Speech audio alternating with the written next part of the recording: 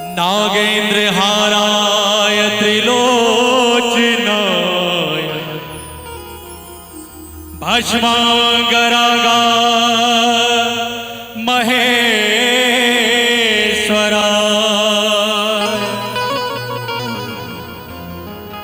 नित्याय शुद्धाय दिगंबराय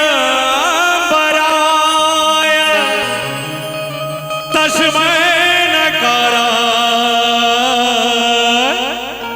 नमः शिवाय।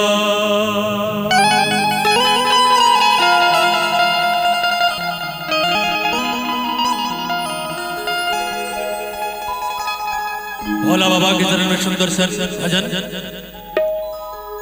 दुनिया लगई है अनहारियो बाबा,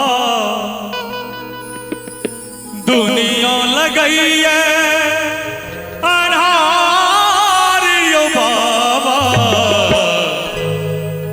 नाक लिख लो हमर कपार यो बाबा, ओ नाक लिख लो हमर कपार यो बाबा।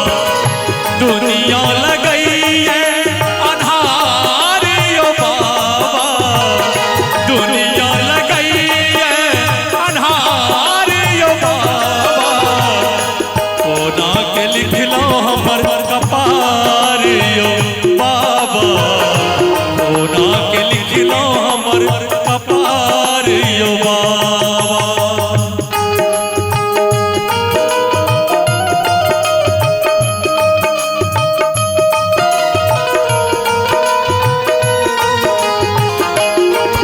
क्या बात है?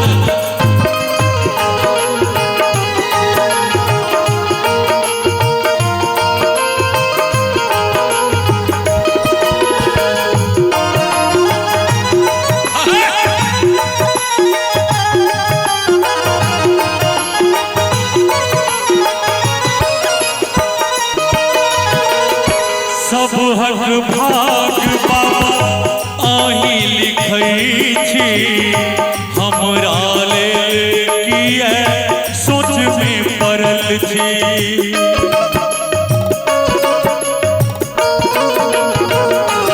बाबा सब हक भाग बाबा आही लिखई छी, हमरा ले किए सोच में पड़ल छी।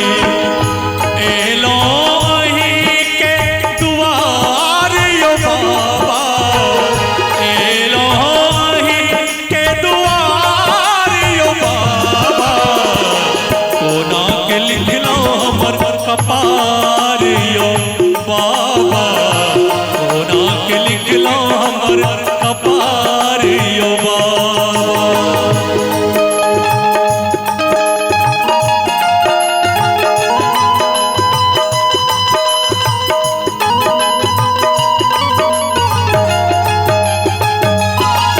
जय भोलेनाथ।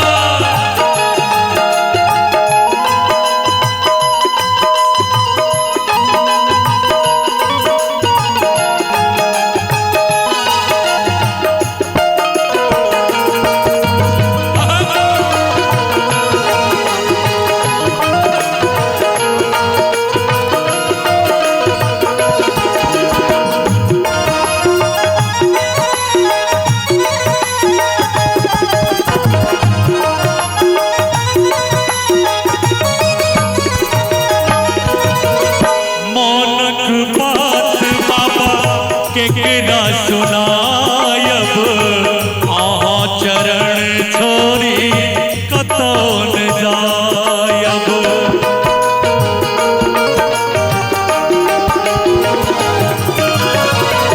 मानक बात बाबा केकरा सुनायब आहा चरण छोड़ी कतौ न जायब। आही जीवन आधार यो बाबा, आही जीवनक आधार यो बाबा, केहने बनेलो हमर कपार यो बाबा, केहने बनेलो हमर कपार यो बाबा।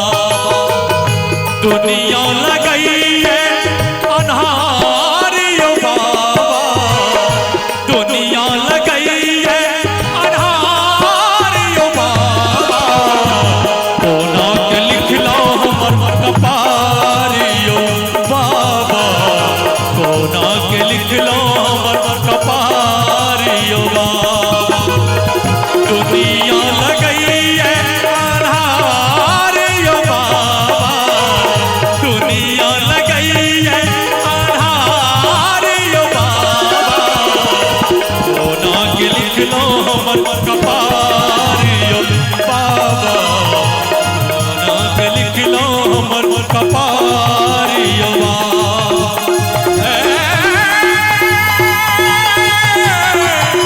भोला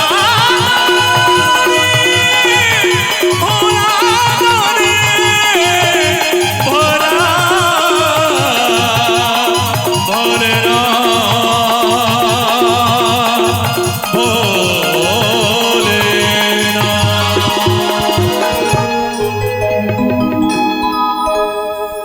भोले उमापति महादेव की